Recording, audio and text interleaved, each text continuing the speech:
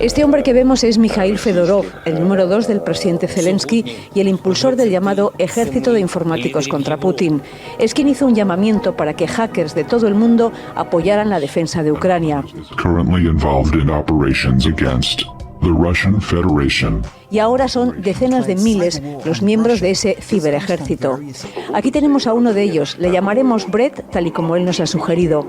Ahora está en una zona, digamos, segura del oeste del país, desde donde cada día puede llegar a hackear entre 50 y 70 webs rusas. Casi todas tienen que ver con la administración de las infraestructuras, nos dice. Tratamos de bloquear webs de transportes, trenes, aeropuertos y también de empresas rusas. Le pedimos que nos enseñe algo de lo que hace y con su propio móvil nos muestra lo que está haciendo en ese momento la pantalla de su ordenador, donde está programando sus ataques. Ahora mismo solo en Ucrania estamos haciendo esto unas 200.000 personas. No todos son talentos digitales, también formamos a voluntarios que simplemente quieren ayudar y quieren hacerlo sin coger un arma. Pero también los hackers enemigos hacen de las suyas. Por ejemplo, hace unos días se hizo viral el primer deepfake de este conflicto y veíamos a un Zelensky ordenando la rendición del ejército y del pueblo ucraniano. Era falso, pero la inteligencia artificial lo hacía parecer verdadero.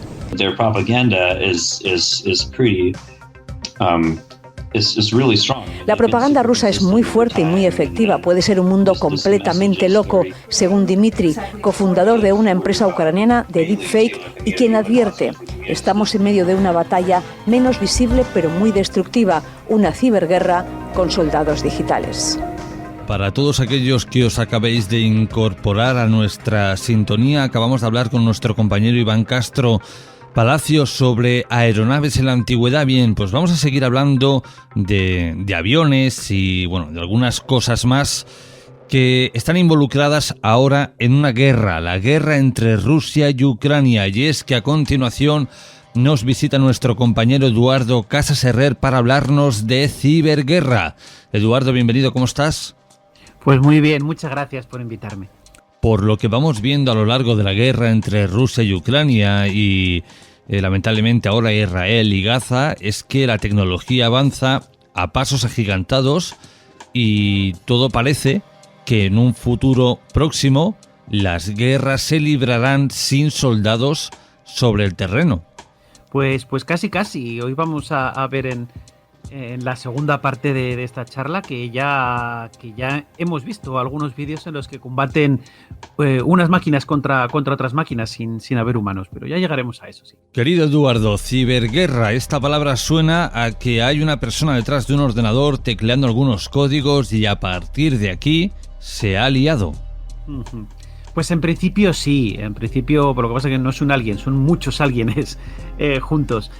Para intentar causar pues tres hechos principales que se pueden considerar ciberguerra, que son el robo de información, la alteración de las infraestructuras o la destrucción física de la propiedad. Son las tres acciones principales que se llevan a cabo en lo que se conoce como ciberguerra en el sentido más estricto. Eso sí, siempre tiene que ser en el sentido o con el propósito de un país que ataca muchos robos de información, como el espionaje industrial o el hacktivismo, y no hablamos de esto. En estos casos son robos de información que consisten en obtener datos significativos del enemigo, pues desde los planes de batalla hasta nombre de agentes enemigos infiltrados o los códigos para acceder a las comunicaciones enemigas encriptadas. Por ejemplo, eso solo respecto al robo de información, que es lo más fácil y lo que más se intenta hacer. Lo más conocido para el gran público, porque es lo que más sufre, sin embargo, estructuras tanto civiles como militares. Lo más normal, lo más habitual es la denegación de servicio. Esto es conseguir desconectar una página web de internet para que nadie la pueda consultar. Un paso más sofisticado y de una utilidad pues relativa, porque enseguida se suele detectar, es sustituir el contenido presente por otro que interesa al atacante, como noticias engañosas o falsas, pues medios que de repente están publicando algo que es muy diferente a lo que ellos suelen publicar. Por ejemplo, también puede entrar en esta categoría pues el bloqueo de la bolsa, la desconexión de los bancos, el apagado del sistema de control de tráfico, que son todo esto cosas que han pasado y que en algunas están pasando con habitualidad. Y bueno, pues la más difícil o la menos habitual es la destrucción física de la propiedad, en lo que es la ciberguerra estricta. Que si nos ponemos una definición muy limitada de ciberguerra, esto sería lo único que se puede considerar ser ciberguerra, pero lo dicho, en un sentido estricto. Realmente todo el robo de información, la alteración de las infraestructuras y la destrucción física de la propiedad se está utilizando hoy en día, se está intentando. La destrucción puede ser física, como el borrado de unos discos duros, o puede ser indirecta, como abrir las compuertas de una presa y causar una inundación. Y principalmente estos son los tres únicos hechos que se pueden hacer, porque realmente en ellos están contenidos pues todas las posibilidades. En lo que queremos hablar hoy, la guerra entre Rusia y Ucrania, pues la ciberguerra es muy activa. Rusia es uno de los países más activos en el tema de ciberguerra, porque además va mucho con la forma tradicional de actuar de los rusos, en los que la acción es tanto la directa y visible como la indirecta o no tan visible, el engaño. Quiero recordar que se llama la Mariskova, creo que es como se llama este sistema de engaños en ruso. Y Rusia tiene un ejército de voluntarios cuyo número exacto se desconoce. No es parte en sí de las Fuerzas Armadas, pero reciben un importante apoyo indirecto del Kremlin. Bueno, reciben dinero. En muchas ocasiones muchos de esos grupos reciben dinero directo de la administración rusa. Y estos son los encargados de llevar a cabo la mayor parte de los ataques, de manera que luego el gobierno pueda negar la autoría. Es decir, no, esto pues sí, habrá sido gente que lo ha hecho desde Rusia, pero yo no he sido, para intentar limpiarse o lavarse un poco las manos de algo de lo que sí que está metido. Aunque es cierto que estos grupos no están bajo el control total y absoluto del Kremlin, tienen una autonomía para hacer en muchas ocasiones lo que les dé la gana, incluso cosas que no estén planeadas, así que en cierta medida sí que es verdad que Putin no los controla del todo. También que cuando él sugiere, pues parte de estos grupos actúan, porque no hay que entenderlos como una única masa, son pequeños grupúsculos, cada uno de los cuales se organiza como le da la gana y cumple las instrucciones como le viene bien. Rusia ya en el pasado ha hecho muchos ensayos sobre cómo podría causar disrupciones en países vecinos. Uno de los más llamativos fue el que luego dio lugar a un estudio que publicó la OTAN con el nombre de Manual de Tallinn para la ciberguerra, que fue los ataques de Estonia del 2007. En este caso, la ofensiva consistió tan solo en denegaciones de servicio, que fueron tan masivas que la red nacional entera colapsó. Es decir, nadie podía conectarse a Internet, nada de lo que iba por Internet funcionaba durante unas cuantas horas en Estonia. Y eso que es uno de los países con un cableado más denso y sofisticado, capaz de soportar un tráfico mucho mayor, por ejemplo, que España o que Estados Unidos. El detonante fue el traslado de la estatua de un soldado soviético de la Segunda Guerra Mundial que indignó a un grupo de atacantes, que era la organización política pro-Kremlin, en teoría independiente, que se llamaba Nashi, con H, liderados por un chaval de 22 años que se llamaba Konstantin Goloskolov. Dijeron, por supuesto, que actuaron por su cuenta, que el Kremlin no tenía nada que ver en esto, que es que les había indignado mucho el traslado de la estatua y por eso actuaron así. Y el propio primer ministro estonio declaró que no se podía demostrar que las autoridades rusas estuvieran implicadas. Sin embargo, un poquito más tarde, uno de los integrantes del grupo se fue de la lengua y dijo que había recibido dinero directamente del FSB, el sustituto del KGB. Y esto, en Rusia con Georgia, pasó también, ¿vale? Fue el año 2008 y ocurrieron hechos similares, solo que en ese momento el objetivo principal fue la prensa de aquel país. Aparte de algunos ataques típicos contra diversas webs, poner fotografías de Hitler, por ejemplo, en vez de las fotografías del presidente georgiano, la principal novedad que tuvo ese ataque fue la sustitución de las páginas de noticias de Georgia por otras que estaban alojadas en Rusia. Para eso hicieron lo que se llama un ataque del DNS. Los DNS son unas páginas o unos sitios, más bien, que convierten las direcciones IP en nombres, porque en realidad el ordenador no entiende de nombres, no entiende de google.com o de facebook.com, no entiende más que de direcciones IP. Y hay unas páginas que cuando tú le escribes que quieres ir a Google, pues dice Google tiene la dirección IP X, la que sea, y te lleva a eso. Estos ataques que hicieron los rusos consistía en cambiar la asociación entre la IP y el nombre, de forma que al escribir el periódico georgiano, en vez de llevarte a Georgia, pues te mostraba contenidos que habían suplantado ese periódico y era una web entera que estaba alojada en Rusia o en Turquía, que era el otro sitio donde se alojaron esos contenidos. Estos ataques, para que veas cómo están las cosas, comenzaron antes de la guerra, antes de que empezara la invasión rusa a Georgia. Ya se habían iniciado estos ataques de denegación de servicio y de cambio de los medios que no les interesaban por otros. Y hasta un mes después del fin de la guerra, muchas de las páginas seguían o desconectadas o mostrando información incorrecta. Los georgianos, hackers georgianos, contraatacaron e intentaron tomar el control de dos medios que hoy en día no suenan mucho, porque, bueno, en muchas partes están de hecho prohibidos por ser propaganda rusa, como es Russia Today y la agencia estatal RIA Novosti, aunque la verdad es que tuvieron bastante poco éxito. Pero es que los rusos atacaron no solo a los periódicos georgianos, sino a aquellos de otros países que les parecía que eran demasiado pro-georgianos, como los de Azerbaiyán o incluso medios de la propia Rusia que no mostraban el suficiente, digamos, compromiso patriótico. Por supuesto, ambos gobiernos, tanto el georgiano como el ruso, negaron cualquier tipo de responsabilidad y lo atribuyeron a particulares, aunque ya hemos visto que por lo menos los rusos suelen tener una alta motivación política, sino una financiación directa, y de hecho es que si el ataque comienza pues horas antes de que empiece la invasión, pues bueno, pues igual la cosa está bastante clara. Y después de estos antecedentes, pues nos vamos a Rusia con Ucrania a partir de la invasión de Crimea del año 2014. Por ejemplo, en diciembre de 2015, poco después de, bueno, unos meses después de la invasión, que fue en 2014, en pleno invierno, 230.000 personas en Kiev se quedaron varias horas sin luz, con lo que esto representa en un país tan frío como es Ucrania, por un ataque dedicado contra las centrales eléctricas, un ciberataque contra las centrales eléctricas del país. Según denunció Ucrania, desde entonces hasta ahora han sufrido más de 5.000 ataques por parte de Rusia. Y simplemente en enero de 2019, por poner uno de los muchos ejemplos, un ataque de denegación de servicio dejó fuera de juego 70 páginas gubernamentales que se recuperaron tiempos después.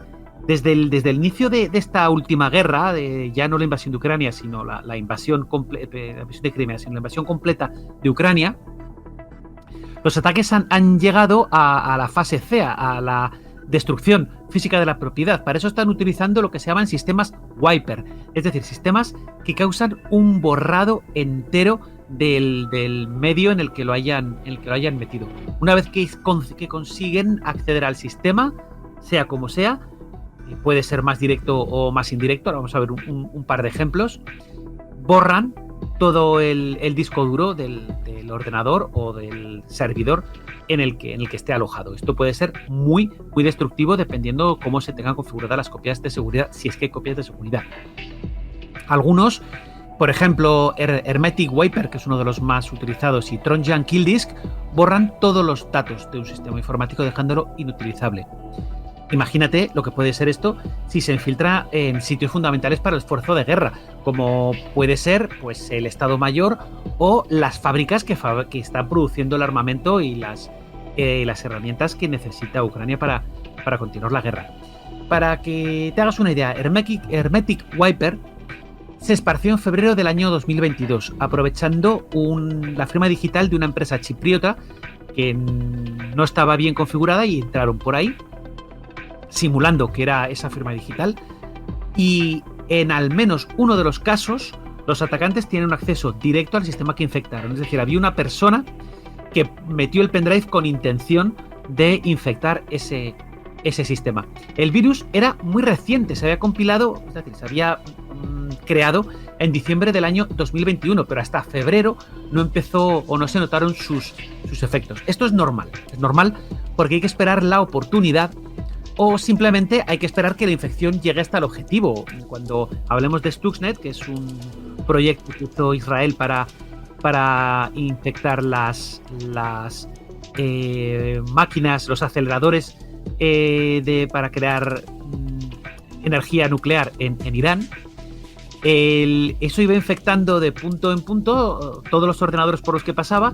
¿Qué es lo que pasaba? Pues que ningún ordenador que no estuviera conectadas esas máquinas pues sufría absolutamente nada ni daba ninguna señal, solo se enviaba en cuanto podía, se enviaba a otros ordenadores, hasta que llegó a donde tenía que llegar, que eran los aceleradores, los centrifugadores fabricados por Siemens. Pero bueno, eso lo hablaremos en otro caso. Pero lo que te quiero contar es que esto es una cuestión de paciencia. Lo lanzan y van esperando a que llegue a donde tiene que llegar. Y cuando llega al sitio, ahí es cuando empieza a actuar.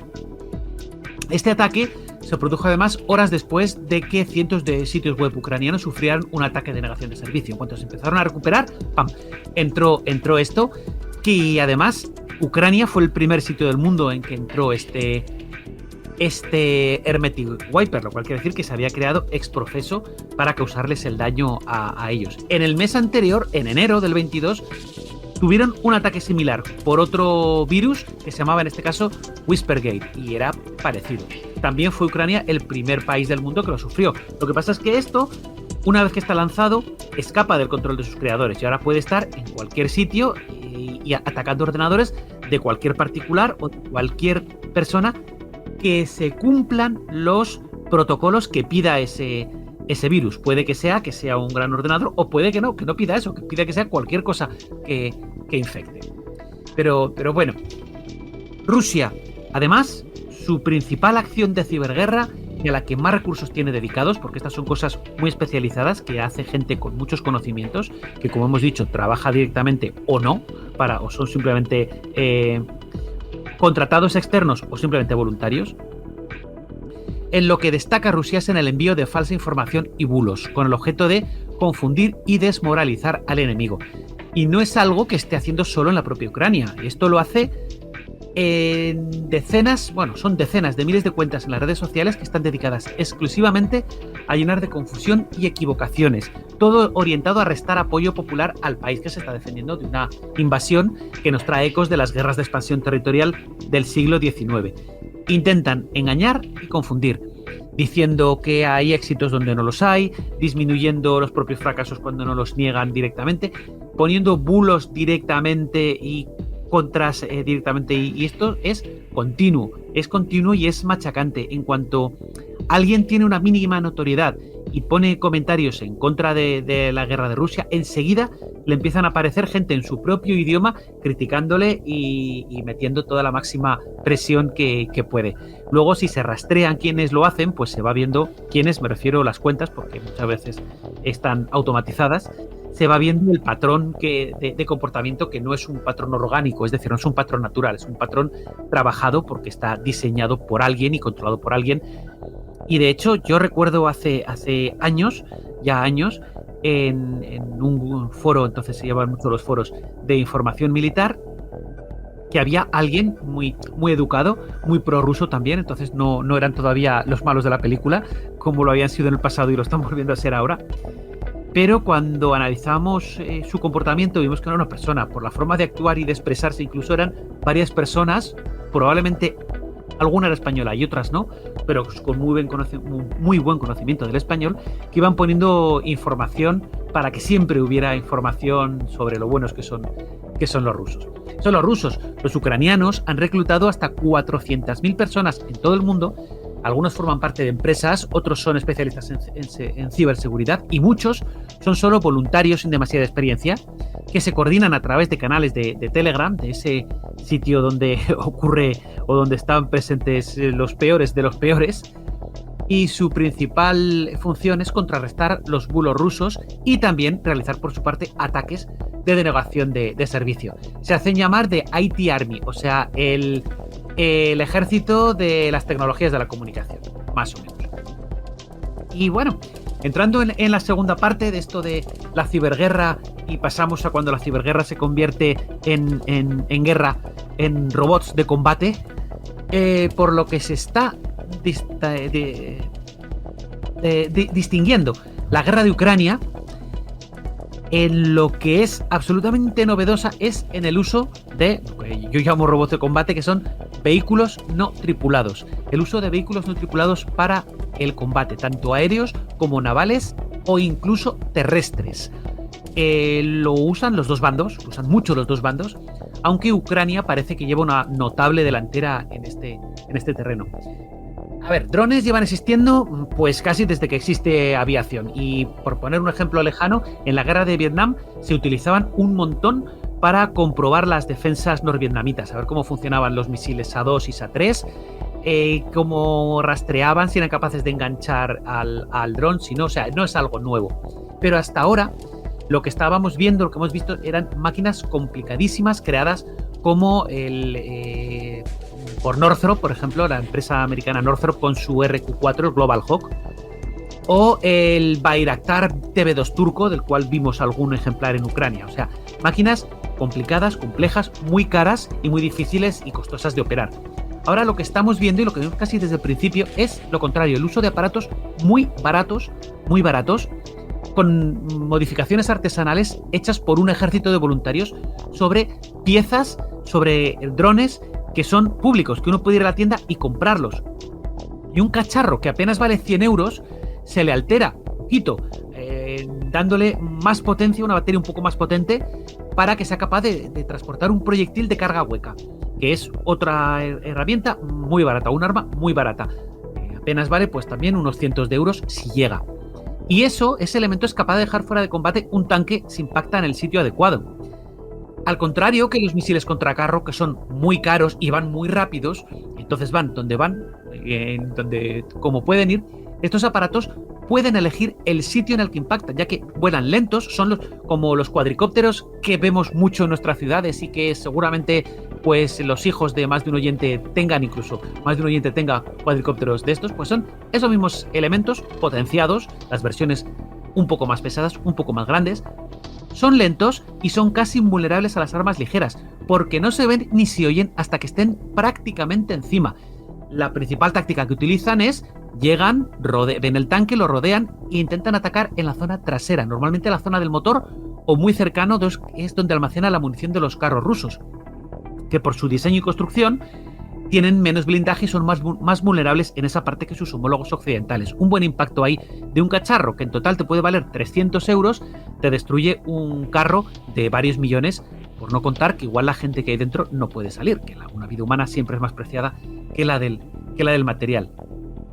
Otros drones similares, también muy baratos, en vez de equiparlos para que impacten y fin, porque claro, se destruye, los han equipado y siguen equipados con granadas de caída libre. Los aparatos más grandes pueden llevar hasta 2.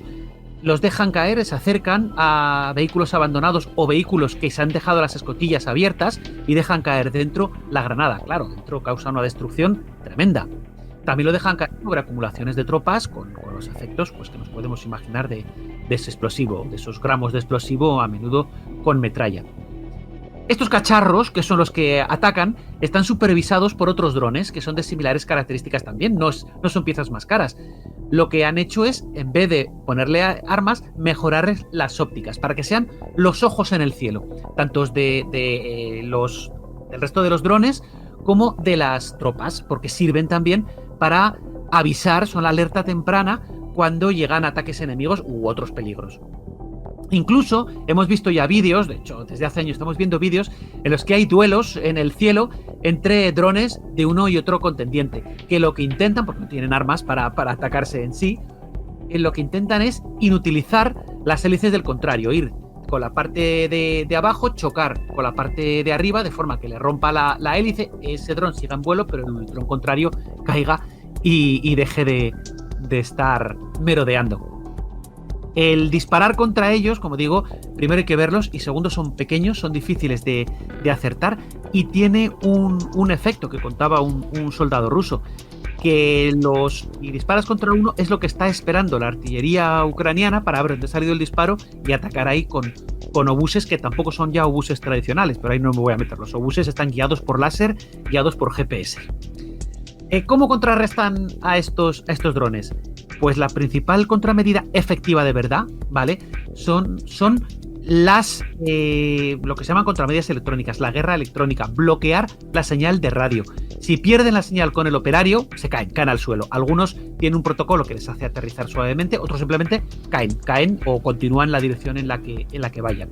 ¿Cómo financiar tus Pero estas contramedidas electrónicas son caras, tienen un alcance limitado y se ven muy pocas, sobre todo en el lado ruso, porque hay que desarrollarlas, empieza a haber algunas, después hay que construirlas y después hay que ponerlas en los elementos. Las que se están viendo son capaces de defender al carro o al camión en el que lo ponen, pero no a los del resto del convoy. Por tanto, se están viendo ataques donde al único al que no golpean es al que tiene las contramedidas electrónicas. Ucrania ha creado brigadas separadas, brigadas independientes que están dedicadas solo a hacer funcionar estos cacharros, que se sufragan con dinero de aportaciones voluntarias por todo el mundo, siempre están pidiendo que se den donaciones, y se preparan en talleres domésticos antes de enviarlos al frente. No se prepara por partes de los militares. Hay gente en su casa con conocimientos de mecánica, con conocimientos de electrónica, conocimientos de informática, que los preparan. Reciben el dron, estudian cómo lo pueden potenciar, lo modifican y lo envían al frente a estas brigadas, que son los que luego lo utilizan con el armamento adecuado según el plan que le quieran dar. También es verdad que esto que estamos viendo en esta guerra, igual en otras guerras, no es tan efectivo, porque ¿qué pasa con el terreno ucraniano? Pues que son grandes llanuras, muchas extensiones sin apenas relieves ni obstáculos naturales, lo que favorece el uso de estos aparatos, porque tienen mucho tiempo para detectar al objetivo y atacarlo. En un entorno montañoso como Afganistán, por ejemplo, pues su uso sería mucho más limitado. Se han utilizado en Afganistán sobre todo como ojos en el cielo. También los pequeñitos, nuestro ejército cuando estaba ahí tenía unos pequeños que se lanzaban con la mano, casi como un avión de papel, y una vez en vuelo se les conectaba el motor y servía para avisar si había algo alrededor. Pero Ucrania está utilizando además vehículos más caros, más complicados, tanto los aéreos para su campaña de ataques, que está actualmente una campaña de ataques a refinerías y bases aéreas dentro de Rusia, limitándose a objetivos de alto valor estratégico, de alto valor militar, al contrario de lo que hacen los rusos con Ucrania, y para eso están utilizando drones, tanto drones diseñados desde cero, y eso ya son más caros, como viejas avionetas Cessna, que están equipadas para ser radiocontroladas, como te decía, han sido aviones desde por lo menos la Segunda Guerra Mundial. Se usaban aviones por radiocontrol para hacer diferentes pruebas, o sea que no es en eso nada innovador. Sí es innovador su uso, al hacerle cruzarse 200-300 kilómetros de Rusia para acertarle a una refinería, y lo que han puesto es utilizar toda la carga útil del avión para ponerle explosivos en él. Pero como te digo, esto ni es barato ni lo quieren aficionados en casa con suscripciones populares. Y adentrándonos en estos cacharros y saliendo de lo aéreo, un invento que sí que ha sido prácticamente único, que no se había oído hablar de él antes de esta guerra de Ucrania, son los drones navales. En vez de aéreos, navales, como el Magura V5 o el nuevo Sea Baby, que están causando cuantiosas pérdidas a la flota rusa en el Mar Negro. Pero vamos, que casi la flota está amarrada al puerto y aún así con miedo de que les ataquen en los puertos. Y son un invento y un desarrollo ucraniano. Lo lleva a cabo una rama ultra secreta de la inteligencia ucraniana que se hace llamar el Grupo 13.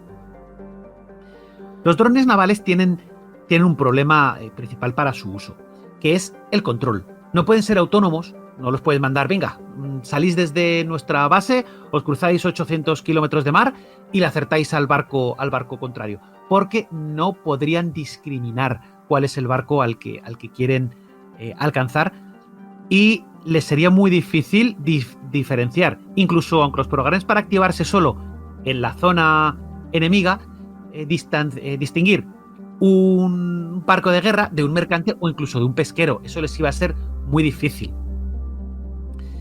Si los drones estuvieran equipados con guías autónomas, como los misiles antibuque, que sí que tienen sus guías autónomas, como pueden ser radar, roja o similares, el riesgo de error sería muy grande y Ucrania no se puede permitir esos errores por un mero hecho de respeto a la vida humana y el apoyo popular que le trae ese respeto a la legalidad internacional. Lo cual limita el control de los drones, porque obviamente tampoco puede haber un operador cerca, porque Ucrania no tiene barcos que puedan acercarse en condiciones de seguridad hasta ahí, lo limita al control por satélite. Y así es como los controlan. Tienen un sensor en la parte de arriba, que es su comunicación, una antena, que es la que comunica con el satélite. Esto los hace vulnerables a las contramedidas de los barcos, que son más potentes. El grupo 13, en alguna entrevista que han dado o propaganda que han dado, dice que estos ingenios, que estos drones navales son capaces por sí solos de superar las contramedidas. Lo que no explican es cómo, y a mí tampoco se me ocurre cómo. Pero sí que es cierto que los múltiples ataques de los que hay registros, porque hemos visto multitud de vídeos de cómo atacan, cómo hunden barcos, la única herramienta de la que disponen los atacados es dispararles con todo lo que tienen a bordo, con la esperanza de acertarles. O sea, no se ve que se queden sin control, sino se les ve zigzagueando mientras se van acercando. Lo que intentan los rusos que están a bordo de los barcos es acertarles en un punto vulnerable y que explote la carga antes de que impacte contra ellos.